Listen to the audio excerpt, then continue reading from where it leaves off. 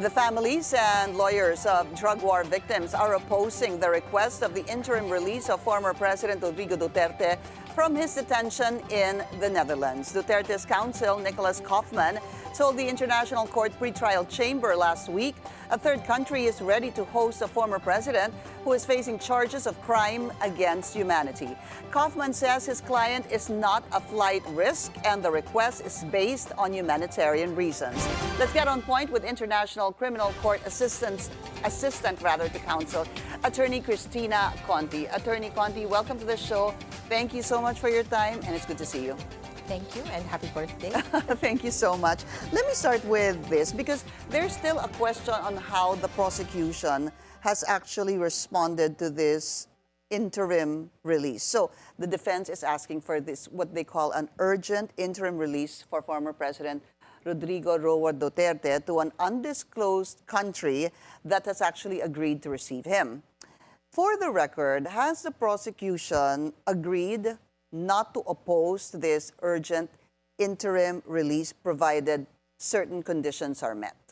We cannot confirm for the prosecution. They promised to send in their observations to this motion or to this request within the week or soon as possible.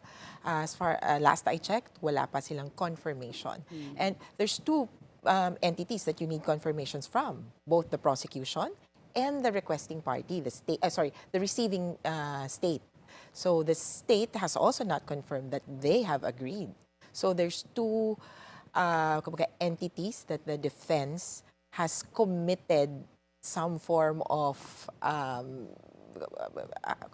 has put on record on, and now they're put in the spot. Kasi, do you confirm or do you not confirm? But I was reading the pre-trial chamber report on this, no, the ICC. And number one says that Mr. Duterte respectfully requests, in accordance with Rome Statute, the interim release to redacted. The government of, obviously redacted, has expressed to the defense its advance and principled agreement to receive Mr. Duterte. So, the defense is already saying, meron na pong pumayag tanggapin si dating Pangulong Rodrigo Duterte sa kanilang bansa. So, that is confirmed. Not yet as well. It's only the defense saying that a party, state has already told them, and the prosecution has confirmed that they will not oppose.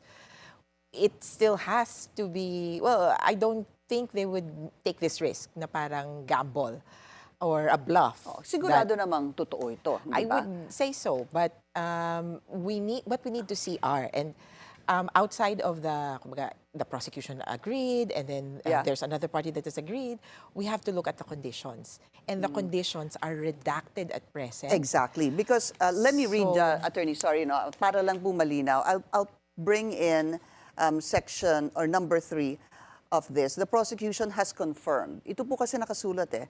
The prosecution has confirmed its non-opposition to the interim release to redacted state party on the understanding that the terms and conditions set out in Annex A to this filing would be met. So ang ibig po sabihin nito, ito pong binabasa ko ay, ang sinasabi po ng defense ay may pumayag na bansa, number 1, at hindi nag-oppose ang prosecution. So is it safe to say na talagang hindi na nag-oppose yung prosecution, provided that certain terms and conditions are met? Yes, but then Annex A pertains to terms and conditions, I think, of the prosecution and the state. But Annex B is the offer of Duterte. So there's two sets of conditions which we don't know, and we would have to check if they are conflicting. Will we ever know? If they are consistent. At this point, no. But we might. It really depends on the pretrial chamber if they would unseal or make public the conditions. I see. So it's something that, in a sense, we don't have any control over. Kasi hindi naman tayo yung magsasabi ng ganito dapat, ganito. When the requirement or the duty to produce the Mr. Duterte in court depends on the receiving state. Walang pakialam dyan or walang kinalaman dyan ang Pilipinas or even yung mga victims.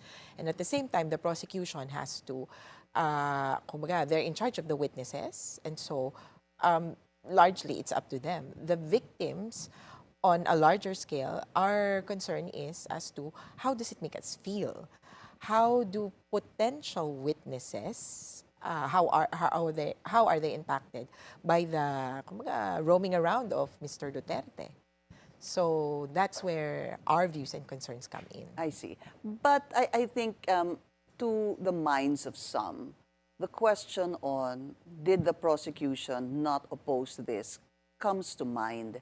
Because why would the prosecution not oppose this? Siguro yun po yung tanong. That's why I wanted to clarify this particular statement that the prosecution has confirmed its non-opposition to the interim release to the redacted state party. So, under certain terms and conditions. Yes. Ang problema po dito sa under terms and conditions provided in section or Annex A, ang nakasulat po with confidential annexes Yeah. A, B, and C, ex parte defense and prosecution only. So we don't know. Yeah, so we don't know if the conditions by the defense, by the prosecutor, and then by the receiving state are consistent. So, Pero silang tatlo po ang magbibigay ng conditions. in a sense, yes. But ultimately, it will be the court which will set out the conditions if they grant the interim release. Yung court lahat ang magpapasya kung alin yung tatanggapin, sinong mananaig, ano pa, and they can add conditions. On the part of the victims, our study has only been as far as the conditions that the court has previously set out. So we have kumbaga, a feeling of what the court is ready to put in as conditions. Such as, number one, no media contact. Duterte has already put that out in his pleading. Sabi niya, hindi ako kukontak ng media, isusurrender yung passport. That's one. Para hindi ka makaikot ng bansa. There have been instances na yung, kasi the interim release or the order, it will be a case-to-case basis. Hindi siya yung tipong gaya dun sa dati. It depends really on what his needs are. So, for example, meron siyang medical needs. Then, yung location niya would be sa bahay or dun sa facility and then ospital. Pwedeng kung hindi medical, edi sa bahay and then an office and so forth. So, it really depends on the pretrial chamber what conditions they will set. But there's also this condition that could be possible for Duterte that he continues to report periodically to the pretrial chamber. Magpapakita siya habang nakalaya. So it could be monthly, it could be weekly, just to show and prove that he's not a flight risk. So there's really no one condition or uniform conditions that are going to be copy-pasted, parang ganon. Hindi siya ganon. Actually, we have to look at what the basis for his release are. As of now, the basis of his release is he's 80 years old. I think one of the numbers there, one of the paragraphs, talks about we have to release Mr. Duterte because he's 80 years old. And then, dito na tayo blind, comma, blank, and comma, blank. So, we think it could pertain to medical conditions. So, we have to ascertain first what these are. In the past, if you know, are medical conditions actually divulged? Yes. In some instances, the accused himself was willing enough to present what are his medical conditions. At one point, I think there were also requests for parang ang tawag natin medical furlough or medical leave, yung lalabas tapos magpapagamot. There have been requests like that. And the interim release, quote-unquote, was only for that specific purpose. Lumabas lang temporarily. Kasi anything falls within the term interim release. So it could be a temporary release. Itong interim release ni Duterte, it seems to be semi-permanent. Yeah, it seems like that. Yeah. And with all the conditions, rather, the statements made that a country is willing to host him. Yes. Parang dun siya titira habang which makes it nililitis siya. dangerous. Why does it make it dangerous? Well, for the victims, we see that with his power, with his money, with his influence, he could very well tamper with the evidence, with the victims. And ito medyo labas na kumbaga dun sa legal scope. Pero yung feeling na, ay bakit nakalaya at bakit may special treatment yung ganitong klaseng akusado. We're still, of course, on track to have the confirmation of charges hearing in September. At dun pa lang, pagkatapos pa lang nun, magsisimula yung trial. Pero iba na yung pakiramdam ngayon ng mga biktima na, kahit paano, we've finally put a precedent behind bars. But in this document, it also states applicable laws, such as Article 60, enclosed in parenthesis 2 of the Rome Statute. A person subject to a warrant of arrest may apply for interim release. I bring that up because not only is it part of this document that, anyone can actually look in the internet and understand this urgent interim release. But even the time that the former president was brought to The Hague, one of the options already being talked about was this interim release. Hindi ho siya bago. It didn't come out of thin air. And as mentioned, it is an applicable law that they are using for the former president to avail of. Well, I would even go to the extent of saying that the interim release is a right of the accused before the ICC. But it's only now that they availed of it. Yun. I do you think it think could be a just now? tactic. Oh, it could be a tactic. The first pleading that they filed was a question on jurisdiction. It came about 2 months after na, kumbaga, nung simula talaga, ang dami na nating sinasabi, ayaw nila ng jurisdiction, wala daw kapangyarihan yung ICC. But officially and on paper, they only filed this in May. First, they questioned jurisdiction. A week after, they questioned the impartiality of two of the judges. So parang, after it was settled and it became clear that the 3 judges, kumbaga the same 3 judges will remain, they've put out now the interim release. So it could be a tactic in the sense na right now, the ICC or the pretrial chamber is being confronted with 2 issues, which essentially, one talks about permanent release. Because in the question to the jurisdiction, it asks for dismissal of the case. Palayain nyo na ako. The other one, this interim release, is for temporary release. So essentially, right now, Duterte has presented 2 issues. Kumbaga, inuna niya yung mas malaki, tapos yung medyo mas maliit. Kung alin man ang mauna, laya siya. Ibig sabihin, sa pagkaalam natin dito, either ibasura yung kaso or bigyan siya ng bail. Parang gano'n yun. Ang ano niyan, palalayain niyo ba ako temporary o baka naman wala nang kapangyarihan talaga yung korte na to, kaya palayain niyo na ako ng permanente. Kung alin man ang pag-usapan ng korte at i-grant ng korte, laya siya. Way back in March, I think it was March 11 that the former president was arrested. March 12, he was brought to The Hague. And then I think it was 13 that he was actually formally detained. So since then, April, May, June, it's been about 3 months. As mentioned a while ago, the option of interim release has always been talked about. Now everyone's asking, which country, if you were to guess which country would receive him, I think there are 3 supposedly now who may receive the former president. Which countries are you looking at? Well, educated guess? Well, una, we wouldn't like to speculate. It's more of the conditions. Kasi kung saan man siya mapunta, yung conditions yung importante. But as an educated guess, there's Belgium, which has received prior detainees from the ICC. But, of course, these detainees, iba yung character ng krimen nila. Mas mabababang klaseng krimen ang sa kanila. And later, when someone of the same type of crimes that Duterte is charged of, nag-deny yung Belgium. So, plus-minus din So yun. somebody that was seeking On war crimes. on war yeah, Accused dinay. on war. Yeah, Dininay. okay. Sabi ng Belgium, uy, hindi kami ganon. Siguro hindi nila inireglo din ng maayos. But anyway, these country, whichever country this may be, ang pinaka-importante ay how good of a relation it has with the ICC, kumbaga, paano siya sumusunod.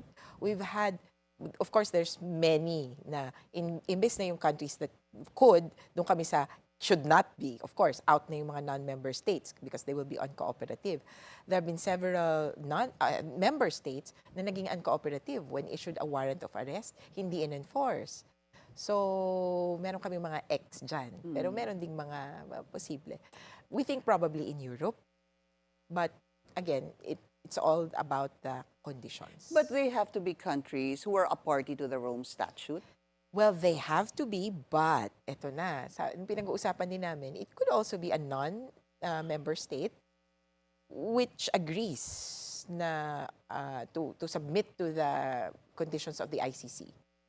Kasi it could be done, kumbaga, as long as it's approved by the Assembly of States Parties. Pero I mean, there's 125 countries to choose from. So more likely than not, it will be a member state that will agree. And in terms of proximity, does it have to be very close to the Netherlands? Well, it depends. Kasi kung kunyari, malapit nga pero wala namang airport, kailangan mong i-bus or kailangan mong i-land travel, then that might be complicated. Or there are only few routes to this country or to this location. Compared to a farther country, pero mas mabilis naman. Sabihin mo, 1 hour lang pala yung travel.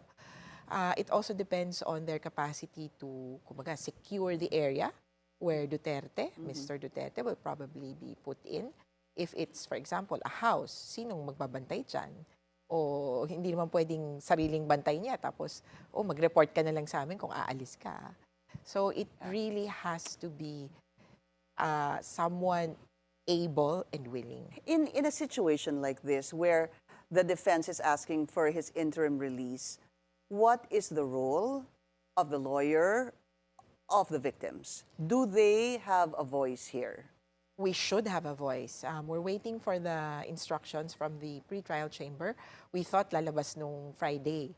As to the deadline, because this is an urgent request. So baka ang sasabihin, 1 week to comment, ha? The comments will most likely come from the prosecution and, of course, the state. Essentially, it should be the Assembly of State Parties. So ito yung lahat ng mga members ng ICC na. Pero ngayon, dahil may identify na, yung state na yun will confirm or will be asked to comment. We hope and we trust that the victims will be sought for comment. But you're not sure? Yes, because in some instances, hindi tinatanong eh. Pero of course, it depends on the trend, kumbaga dito sa ICC. If they really think that the victim's voice is very important, they will. And they have asked victims to comment on requests for interim release. Attorney Conti, how big is the participation? I know we talked about this again, but I wanted to bring back the situation in court, no? Ang nangyayari ho kasi sa pagkaintindi ko dito, may prosecution, meron pong defense, at meron pong lawyer of the victims. Yes. At hindi po, kahit si prosecution at si lawyer of victims, hindi daw sila nagko-coordinate at hindi sila magkakampi. So there are like 3 independent entities here. Are they of the same, siguro yung importance, pare-pareho ba, degree of importance? Because if so, I guess that makes me conclude that they should be asked about the interim release. Well, the thing is, they have different kumbaga, objectives. Hindi ito 2 versus 1 kasi. I'd like to disabuse people of the thought na the victims counsel or the victims legal team is the prosecutor 2.0. Parang magpo-prosecute siya ng crime. No. We have to present the views and concerns of the victims at all stages of the proceeding. We're not there to prove the crime or to prove that Duterte is guilty, but to air the views and concerns of victims. Medyo kakaiba ito sa atin kasi parang, kukudal lang naman kayo or magsasalita lang naman kayo, may lawyer, may legal team pa kayo. But in the ICC, they've realized it's very important because the prosecution will only talk to a few or select set of victims. There will only be a few victim witnesses. But how about the rest? And that is why the ICC says that when you present the victims to us, you're not required, I mean, for the legal representatives, you're not even required to come up with one voice.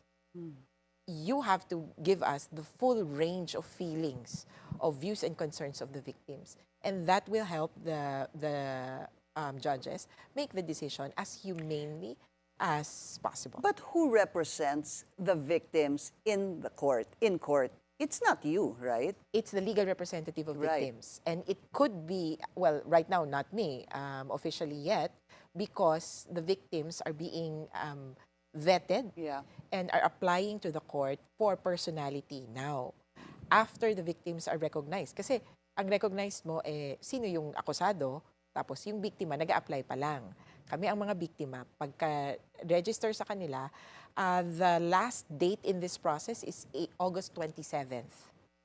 So that's the time that the victims Victims Participation in Reparation Section will submit victims application to the court.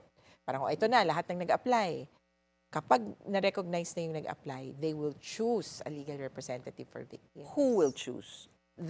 Technically, the victims, kasi they have put in, parang magno-nominate sila. At the end of the application form, there's a space. Do you wish for a lawyer? Or do you have a lawyer now? Well, yes, you have, ito po ang pangalan, o kaya ito yung gusto namin na character ng lawyers And namin. that will have to be you.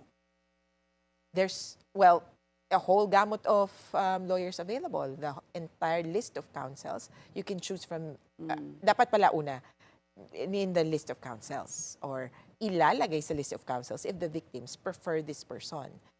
And there's a few of us who have already come forward as victims lawyers. We're also discussing among ourselves how we could coordinate, especially if, kasi ang mangyayari may mga names in the mga nominated.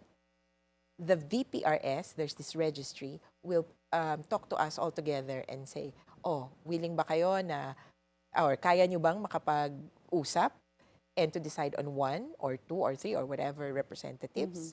If not, the court will appoint. I see. But it will come later pa in the proceedings. If the interim release is granted, what is the effect of that? Well, I guess two things. Number one, to the victims who you had made mention in passing a while ago.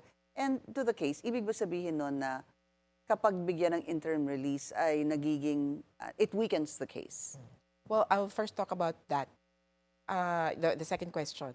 Yung paglaban ni Duterte, may impact per se? Wala, in the sense that if the case, well, essentially the case will continue, whether he's in detention or outside or elsewhere. But then the problem is, his interim release could pose or hinder eventual prosecution. Kasi sa interim release, depende sa kung saan siya pupunta, depende sa conditions, his interim release could lead to his escape. And for us, with all the context that we know, Duterte has no defense left except for jurisdiction. What's his defense as to, did I order that or not? He's admitted to it. In-order niya. Wala na siyang ibang depensa. Kaya escape is, kumbaga, very palatable to him if he loses the jurisdiction issue. Second, as for the victims, iba yung nasa labas ka at with the capacity to convene your old cabal, to convene the people around you who would not have, who could not have visited you in jail. For example, Senator Amy Marcos cannot visit him in jail. Senator Robin Padilla, if he leaves jail, there is a possibility that they may be allowed to talk to him. DDS leader supporters, Senator Bato de la Rosa, could very well visit him outside of jail. So that's going to be problematic. And for the victims, ang laki ng impact niya dun sa potential future crimes and pag-tamper with the evidence and the victims. But just very quickly, does this have to be decided on prior to the September 23 confirmation of charges? There's no rule that it has to be decided now, even with the jurisdiction. We could even decide on the jurisdiction on September 23rd. But as I see it, the defense wants interim release to be decided first, jurisdiction next, para hindi na matuloy yung September. International Criminal Court Assistant to Counsel, Attorney Cristina Conti. Ma'am, thank you so much for your time. Thank you very much. That's On Point. Join us again tomorrow, 7:30 p.m. here on BNC, the Billionario News Channel. I'm Pinky Webb. Thank you for watching.